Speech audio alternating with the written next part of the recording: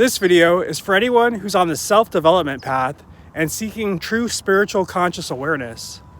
I know you heard the expression that everything is one, that the whole universe is one, that everything is one consciousness. How does this one consciousness relate to you and relate to everyone else? I mean, aren't we all different people with different consciousnesses? How is this all one? Do you ever wonder that? What does that mean we're all one? I mean, I'm too busy arguing with the next guy, trying to understand why I'm him, why he's me, and trying to break this all down. Well, the fact of the matter is I am me, I am not him, but on a grander scale, we are one, we are connected. So how are we connected, all right? Spiral dynamics is a model of psychological development that helps us understand ourselves and the world around us. It helps us relate to other people. It can be looked at in a few different ways. One can look at it within the evolution of their own psychology, and you can also look at it in the evolution of society at large, because everything's related, and we're all one, right? You heard that saying, we're all one. You ever wonder what the stages are to understand that, to truly embody that? I mean, it's one thing to understand it from your head, but to truly live it and know it. Well, there are different ways of understanding that, and there are different models that break that down. Spiral dynamics helps to dissolve the densities of ego, allowing one to expand into a higher sense of self. This basically, it allows you to expand your sense of reality and your cognitive sense of what is reality. It also allows one to take on new and fresh perspectives to see others' points of view, because you understand where they're coming from, what their motives are, what their views and values are. Ultimately, that's what spiral dynamics is. It's a way of mapping different groups' views and values of the way that they see themselves and the world at large. And that's why I think spiral dynamics is important, because it helps us understand ourselves, and it helps us better understand one another, other different groups of people, so that we can relate to them, as opposed to get to being angry with them or whatever. On the downside of spiral dynamics, ultimately it can lead to people judging and demonizing people from other groups, which is typically what happens when people are unconscious. Ultimately, the higher you get up on the spiral, and the more that you step back, you pull back. Ultimately, it comes down to this. Spiral dynamics, it has two tiers to it. The first tier, the people in that tier basically do judge and demonize people from other groups. And the second tier, you've pulled back enough to where you can step back and realize the necessity of each grouping of people. And so that's the difference between the first and second tiers. Is the first tier, everyone is in their own box, and they're basically looking at the other guy, the groups, the people from the other groups, and they think they're fucking crazy. And it's understandable why they would think that from that perspective. It really truly is. But when you get to the second tier and you realize that all these different groupings of people are necessary to one degree or another, and they all play their function and roles in society, and ultimately you came from the same spot yourself, so you can't really judge them too much. Both in our own lives individually and societally, we go through different stages in life where we have different things that are important to us. Spiral dynamics is broken into 8 different stages, where each stage oscillates between an individualistic and a collectivistic point of view and a way of seeing the world. So starting with stage beige, when you're first born, from like 0 to 18 months or so, and you need everyone to take care of you because you're an infant and you can't really do anything by yourself. Or you could also look at it like people that are seriously mentally ill and homeless that need to have other people take care of them. Or you could look at it like back at least like 100,000 or more years ago, when people were first, I don't know how long people have been on this planet, who the fuck knows that, but at least 100,000 years is probably like way more than that.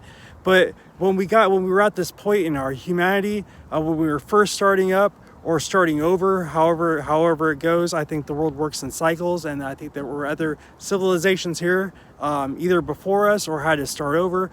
That's kind of a different topic. Anyway, 100,000 years ago or so, when we were basically cavemen, we were living in caves, and we were basically we couldn't really do a whole lot or whatever, and it was really a struggle, and we were on our own, and we were basically trying to help others as much as we could, but we could hardly help ourselves at that point. We were just basically surviving. That's all stage beige is. It's just basic survival. The second stage of spiral dynamics is stage purple. This is a more collectivist mindset where people basically after realizing that they can't, it's really hard for them to survive on their own. They've started banding in groups and tribes, and so this is where tribes and tribalism basically comes in. It's stage purple is the animism. It's the animistic stage where basically you see everything as being inhabited by spirit. You don't necessarily fully understand the logical side of things, but ultimately just the magical, the mystical stage. It's where everything is inhabited by spirits. One sees everything as being the great spirit, and it's all about tribalism and tribes and community as far as collectivism and in your tribe and what you could do for your tribe.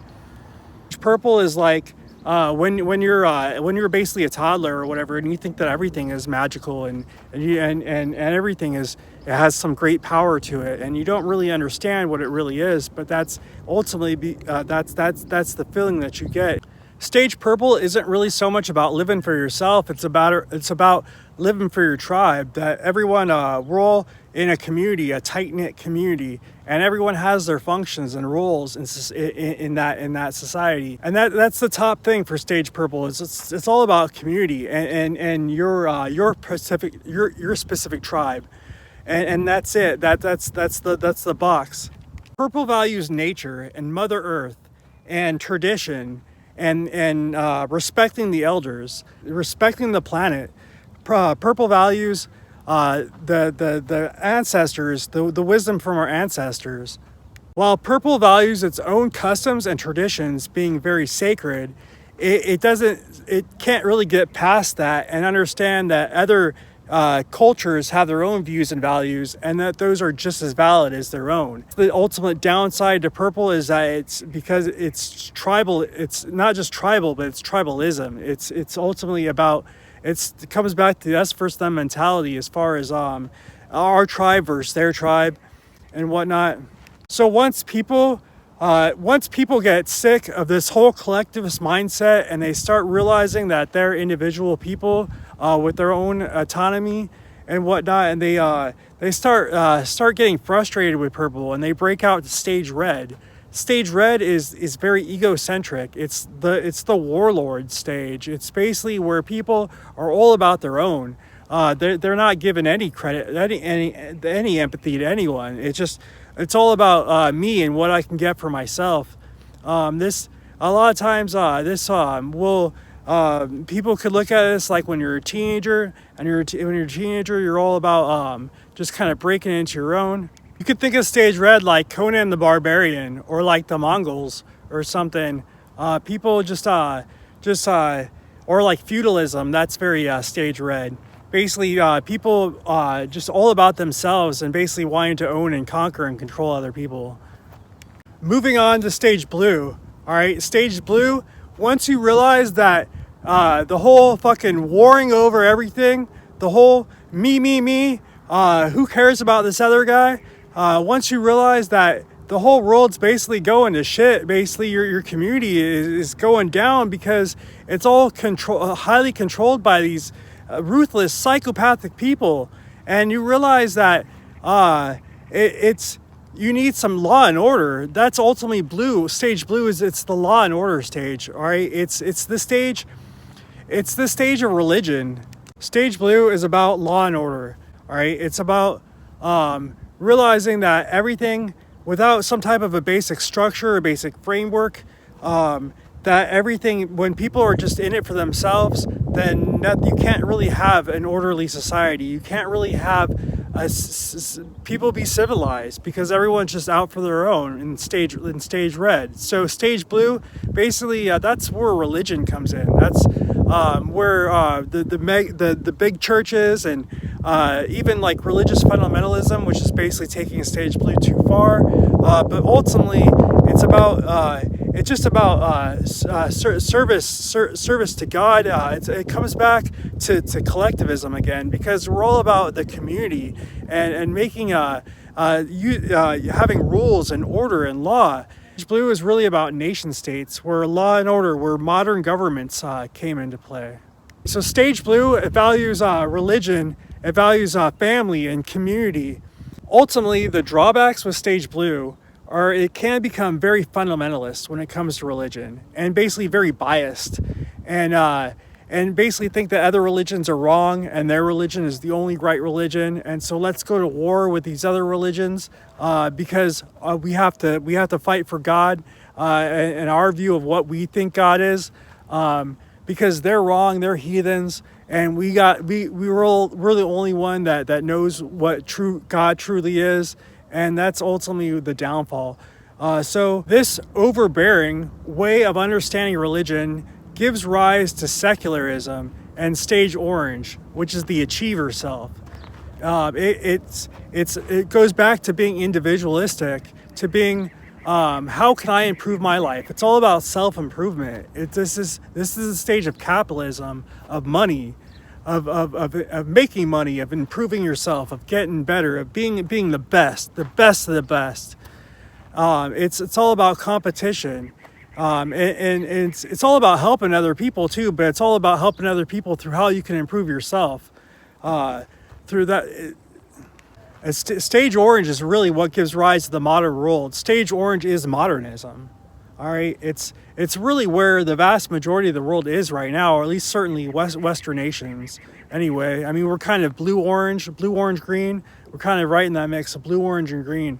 Just depending on who you are and where you come from and whatnot. But in general, the West is very, I'd say it's more dominated by orange than anything really. Drawbacks to Stage Orange are ultimately profit over people, right?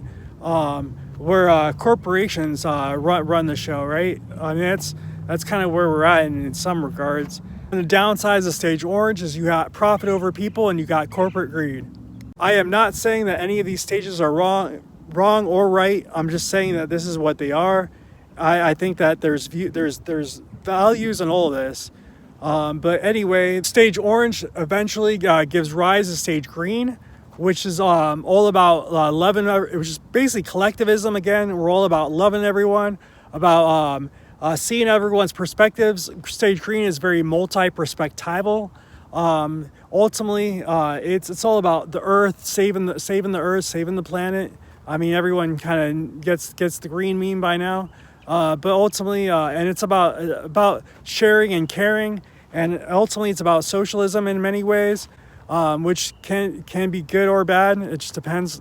Stage Green is about connection. It's about loving your brother, man, and getting to know your neighbors. You know, loving one another. It's all about sharing and caring, and it's also on the downside of Stage Green, sometimes it just cares way too much, and I think that's a lot of times where the expression Karen got started, because a few years ago, when everyone ultimately Stage Green on the downside really is all the censorship, the whole cancel culture. It's sickening. So Stage Orange is going to hate on Stage Green, and Stage Green is going to hate on Stage Orange. So that Stage Orange is going to hate on Stage Green. I know this because I grew up in a very Stage Orange house, all right? Stage Orange hates Stage Green. They're going to demonize the hell out of them because they're very collective, because Stage Green is very collectivistic, thinks that a lot of problems can be solved by government and whatnot because it's the collective, and it's very socialistic, and Stage Orange hates that. So Stage Green, it's much the opposite. It's going to demonize the hell out of Stage Orange and be like, you're way too individualistic. You care way too much about yourself. You don't care enough about other people on the planet. And it's like this dispute that goes on between largely between the Republicans and Democrats or whatever. If you're into that shit, I think it's a fucking joke. I don't know. I grew up in a very Stage Orange house. My father hated on Stage Green. And so after a while, I just get fucking sick of it. All right.